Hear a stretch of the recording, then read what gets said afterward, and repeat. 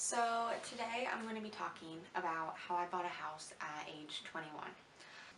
To give you a little bit of background on why I would even want to buy a house at 21, I got married pretty young too, and because I know that marriage generally would precede buying a house, and lots of people at 21 aren't in that stage. And I'm not saying if you are 21 and you're not married, you can't buy a house for yourself. I'm just saying you gotta kind of put yourself in the position I was in to understand this story.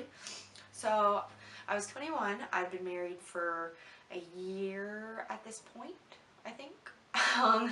And we had been renting for about 3 years at just different apartments, and I got a letter um, basically saying rent was going up again. And my husband was kind of like, maybe we could buy and it would be cheaper. I was like, I think you're right. I've always looked at the prices of houses on Zillow when I was younger. And really in our area, buying a house would have been about the same or cheaper than what we were paying in rent. So I was like, well, it doesn't hurt to look. I guess we'll just, start looking. I kind of talked to my mom about it, talked to my grandpa about it, talked to everyone about it. I was like, I don't have that big of a down payment. I know you're supposed to have 20%. I'm thinking maybe an FHA loan. I heard those you can get with 3.5% down or something like that. So I was like, I don't have that big of a down payment. I'm not looking for some fanciful house. And they were kind of discouraging me, actually. They were just like, it's a lot of work. Do you have the money? Like, stuff like that. So basically, though, I just started looking. I was just like, that was my goal pretty much ever since I've been young. I wanted a house.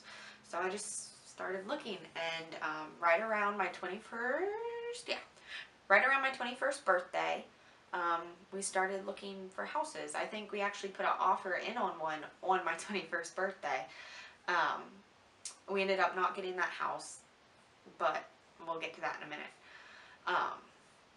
So just started looking at houses. And like I said, I didn't have a ton of money either. So I guess now we'll get to the how I got a house at 21, now that you have kind of the backstory. Once you start looking, the first thing you kind of want to do is go to a bank and figure out how much of a loan you can actually get. I'm assuming at 21 you're not buying your house in cash. So if you are, awesome, killer, I want to be your friend. But I'm assuming you're not. So the first step, after contacting a realtor and maybe setting up some showings, would be going to a bank to kind of figure out how much you can get. The bank I went to, lots of people recommend going to multiple banks and seeing who gives you the lowest rate. I just went to the bank that I bank with normally, and I didn't really even want to mess with the whole rate thing because I like having things kind of streamlined. At least at that time I did. And so I only went to the bank that I normally bank with. And the interest rate wasn't that bad. This was last year, so interest rates at that time were super low. Like, some people were getting 3% interest rates. So yeah, the first thing you want to do is go to a bank, figure out how much of a loan you can get, and then figure out how much of a loan you can actually afford. The bank will generally approve you for more than you can afford. I'm not too sure on the numbers, but I listen to Dave Ramsey a lot, and he has certain recommendations on how to buy a house. I didn't follow his recommendations to a T. I got a 30-year mortgage, not a 15, but I would recommend listening to Dave Ramsey and his recommendations on buying a house. So then from there, after talking with the bank, I already knew how much I wanted to spend. I wanted to spend between $80,000 and $100,000, because I just knew that would be more manageable for me personally. So no matter what the bank was going to give me, I wanted it between $80,000 and $100,000. So then, after talking with the banker, the loan originator, he kind of discouraged us from taking out an FHA loan because I think you get a traditional mortgage. I think it might be 5% down. You can get a traditional mortgage instead of the FHA loan. You still have to pay PMI, but the difference would be with a traditional mortgage, that PMI can drop off once you have 20% equity in the house, whereas with the FHA loan, that PMI stays forever. PMI stands for Private Mortgage Insurance, which is about $100 a month. At least it was for me. It's a certain percentage of the house. I think it must be, what would that be? Like 1% of the house cost is what they charge you monthly in PMI. Is that right? I don't know. Maybe 0.0. I don't know. Anyway, they charge you a certain percentage of the house's value in PMI if you have less than 20% down. So I did have to pay PMI for a little while, but I could get the conventional mortgage, which was good because with the FHA loan, they're generally stricter about the condition the house has to be in. You have to have that PMI for the life of the loan unless you refinance, which is a whole other beast. But because I had more than a 5% down, I could go ahead and get that conventional mortgage. So we looked at, I think, maybe 5 houses. We put an offer in on one, and the inspection did not go well. That's another recommendation. Pay for the inspection. The inspection we had done at the house we wanted to buy originally found a bowing wall, some termites, and there was one other thing. I don't remember exactly what it was, but it wasn't good. So we withdrew our offer on that house, and eventually found the one that I'm sitting in now. It was kind of perfect finding this house. The house, I don't know, it was perfect, and that's kind of how you know. It's kind of like when you find the person you want to marry, that's kind of like what finding the perfect house is.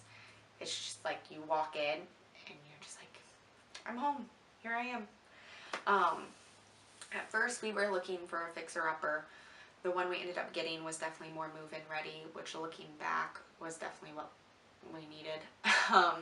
There are a couple things, you know, obvious updates we have done and plan to do to the house, but overall when we moved in, everything was ready to go. It was a rental property and sat empty for about 6 months before we moved in, so it's basically in the condition you would expect to find any rental home in. Nothing too fancy, just basic stuff. So the process of buying a house is a very long and stressful process. You put the offer in on the house, and with your real estate agent, they'll work with you to try to, you know, lower the price or get some of your fees paid by the seller and all kinds of crazy stuff. But once you put in that offer and you get it accepted, then you have to basically turn over your whole life to the bank.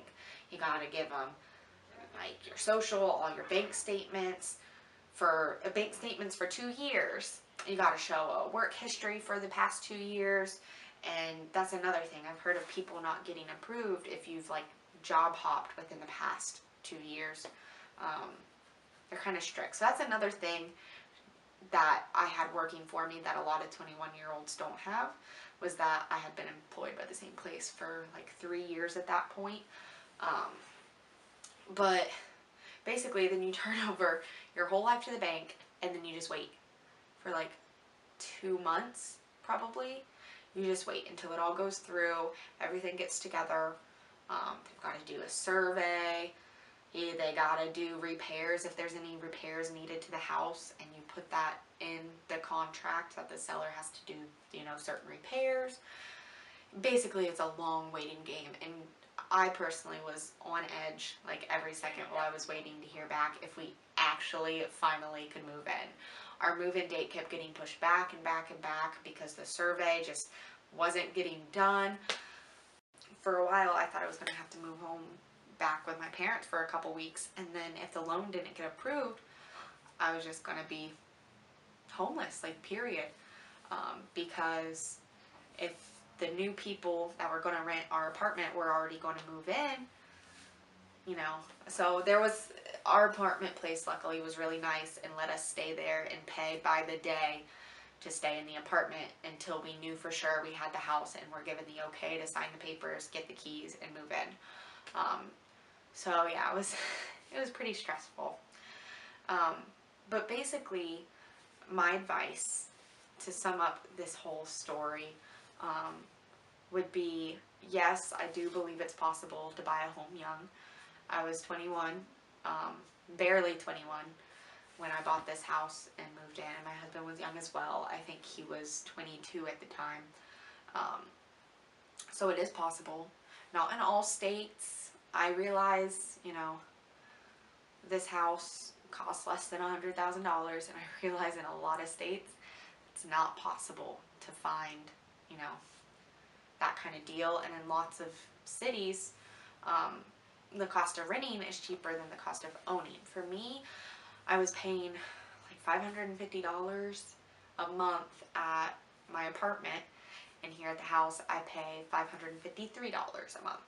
So for $3 more, I get to have land, I get, you know, double the size home living area, I get a garage, you know. So for me, it was worth it.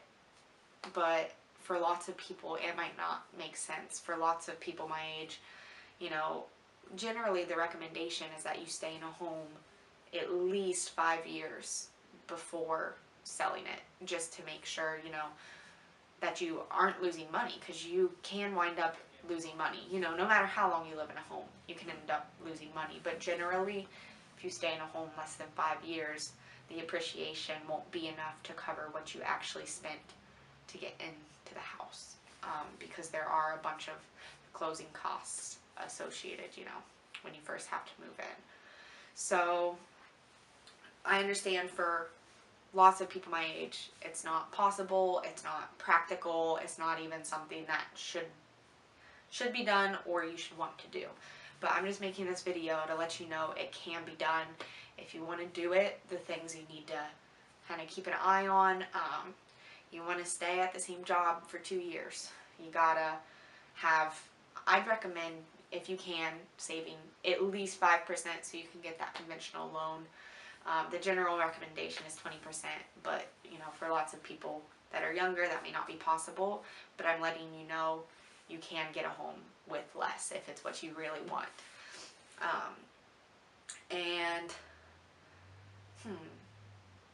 Yeah, I think that's actually all I wanted to say. I just want to let you guys know it is possible to buy a home young. If there's anything I didn't cover in this video that you would, you know, you're kind of have questions about or would like to have more information on, if you want to know more of the detail in the process of buying a home, go ahead and drop a comment down below, and I'll, you know, answer your questions. If I feel the need, I'll make another video explaining things in more detail. And yeah, so I hope you guys enjoyed this video. And can you hear him? Oh my gosh. Anyway, I hope you guys enjoyed this video, and be sure to subscribe if you did. Thanks for watching. Bye.